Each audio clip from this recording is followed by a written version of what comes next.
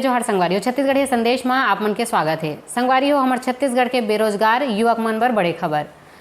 जितना भी बेरोजगार युवक मन है तीकर मन के उम्मीद में फेर पानी फेर दिस हमारे छत्तीसगढ़ के सरकार है।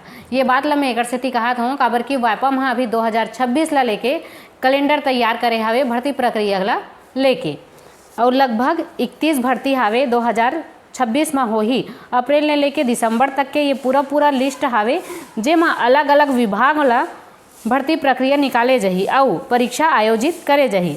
लेकिन संगवारी हो सबसे चौंकाने वाला बात ये हावे कि ये लिस्ट में कहीं भी शिक्षक भर्ती ला लेके कहीं भी जिक्र नहीं है। ये ला वापम हाँ एमे शिक्षक भर्ती ला लेके कोई भी मेंशन नहीं करे हावे। संगवारी हो हमारे छत्तीसगढ़ के मुख्यमंत्री विष्णुदेव साय जी जब भी मंच में आते तब 5000 भर्ती ला लेके बात करते। यही सरकार है बीजेपी के यही सरकार है जब चुनाव के समय रही से 57,000 भर्ती करबो ऐसे के घोषणा करे रही से 57,000 है धीरे धीरे 33,000 में बदल गए और 33,000 है धीरे धीरे अब 5,000 में बदल गए।